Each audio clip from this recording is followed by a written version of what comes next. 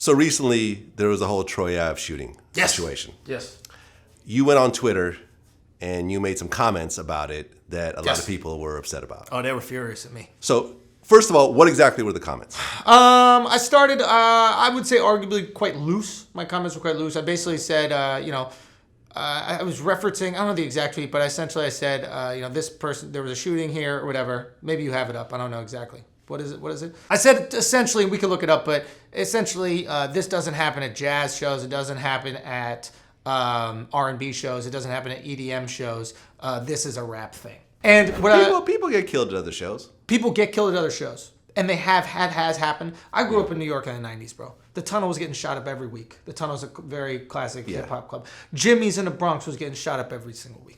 Right? It's like a lot of people who are maybe tweeting maybe didn't grow up where there was a strong hip hop culture in their town and in their city, Like I understand you might feel close to it because you listen to the music, but like I don't know if in Maine you guys had like a real hip hop scene and real hip hop culture and real hip hop beef. Like I grew up with it just because by proximity, it was around us, right? So we would hear about these things. So the Tunnel was definitely very violent. Oh, dude, it was. I mean, people like I remember talking to people how they would describe how 30% of the people would go there to enjoy, the performance and the shows, and 70% would go there to rob people. Exactly. So there's like so many of those classic kind of like jokes about the Tunnel that only people, kind of New Yorkers who are even involved a little bit would understand. I wasn't involved. I was too young to be going to the Tunnel.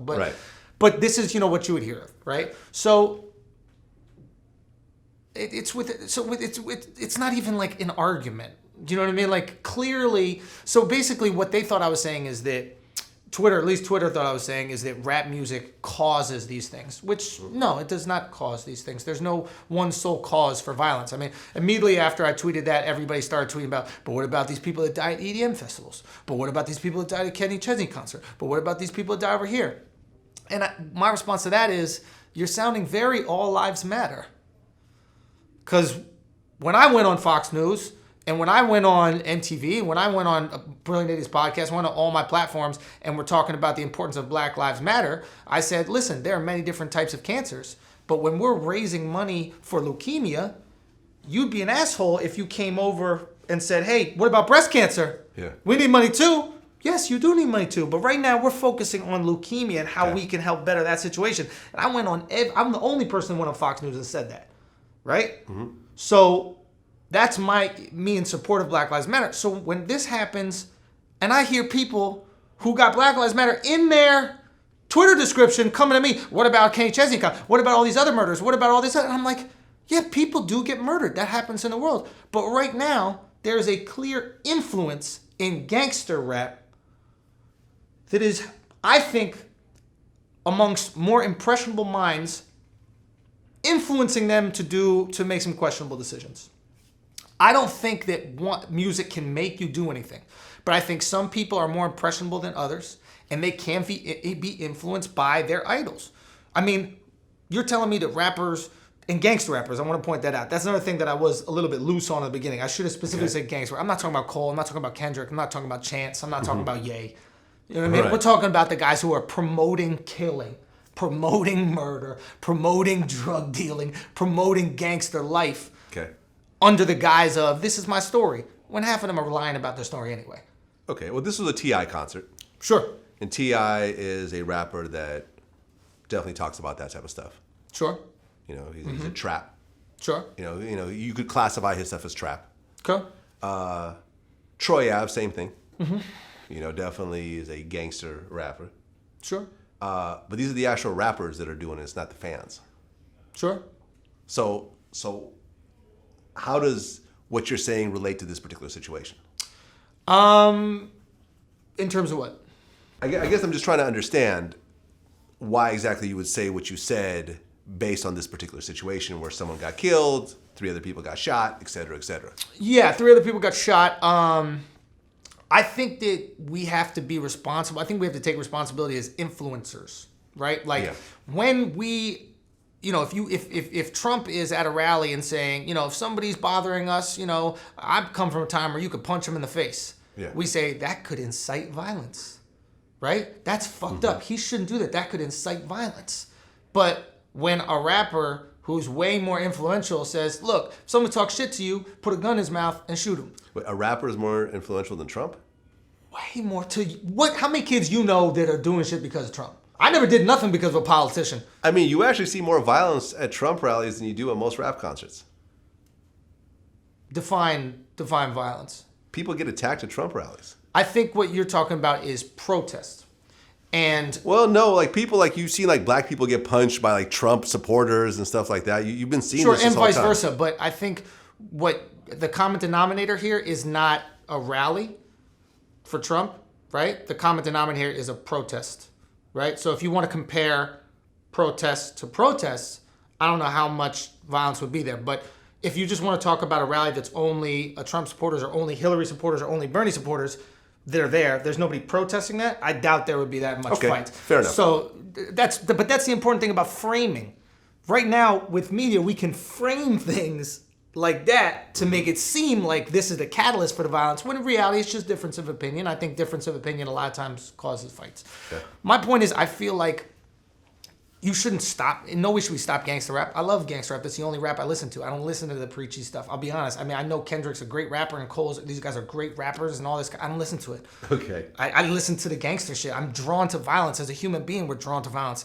I like watching Sopranos. I like watching The Wire. I like watching Homeland. We're drawn to these things. It's an innate instinct in our bodies that we crave this kind of stuff. It's very weird. I agree. We see a fight on the street. We don't walk away. Right. We take out our phone.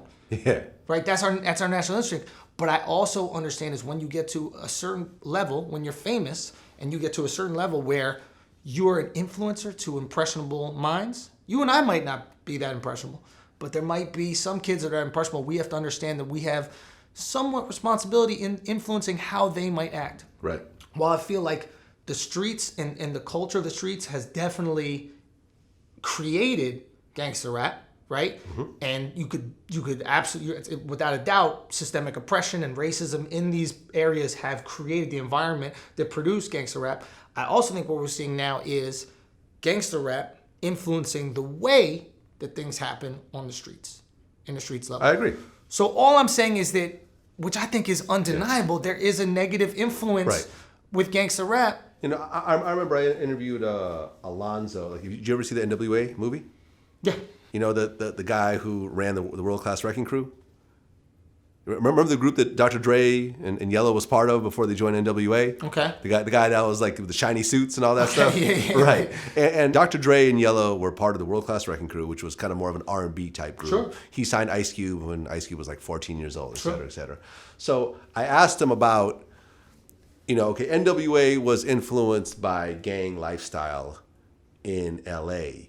But do you think that once NWA became as popular as they did they in turn create more of a gang lifestyle, more of a gang culture in LA? And he said 100%. When I first got into the club business, 1979, now first of all, gangs have been around forever in Los Angeles. Yeah. Gangs had different reasons for existence. Some gangs started off to fight white people.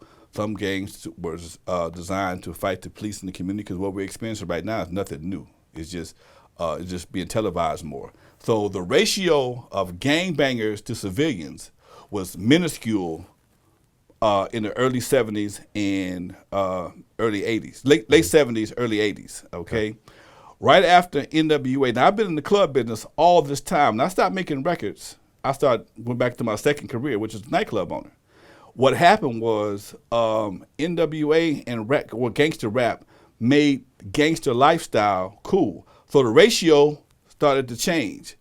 Everybody was a gangbanger. It used to be 5% gangbanger, okay? Because gangbangers, once upon a time, had a code. You just couldn't have a gun. You had to be able to fight. You had to have something to bring to the hood other than a pistol. Well, at some point in time, when the dope and the gangbanging became profitable, everybody became a gangbanger. So now you got 95% gangsters or 90% gangsters and 10% civilians. That's all I'm saying. Yeah. And it didn't cause it. It wasn't the sole cause for that, right. The reason, but it was an influencer. I mean, these people influence us to buy sneakers, right? Rappers or gangster rappers just are idols. Influence to buy sneakers, buy clothing, buy vodka, right? We literally stopped drinking Grey Goose, and it was only Ciroc and Effin because our idols told us that's what we drink. So if you can get us to completely change our behavioral habits in those 3 ways, is it that preposterous to state that maybe you could influence us to handle things in a negative fashion as well? Yeah. I don't think that's that preposterous. I think what bothered people is that my skin color isn't really the right color to make a statement like that, because people turned it into a race issue. Right. When to me, gangster rap is not a reflection of black people. Black people have offered, Black Americans specifically, have offered American culture a lot more than just gangster rap, which is why I put jazz and R&B in the original tweet, because those are both 2 musical forms that do not in any way glorify the murder of people. Now, the fact that I say that, immediately the response is, this guy is making an attack on black people.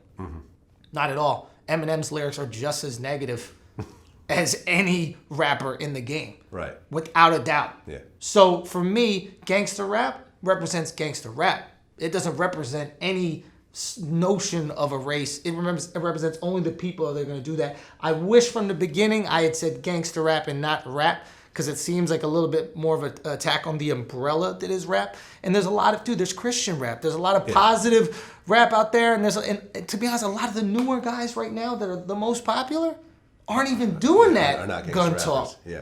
So it is going in a positive direction, but I also think that it's important for us as influencers, you, myself, to understand what we put out there in the world. Look, I work with them on Mad. Good guys.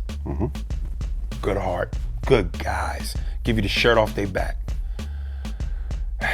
Is it ironic? Is it a coincidence that most of their friends are white and got white wives? They like white women? I mean... And they develop envy because they go home. They get out the car with their friend, with their other partner, and he listening to your music. They walk in the house, they girl listening to your music. They go downstairs, the kids doing a dance to your music. Now they are hypnotized with hatred.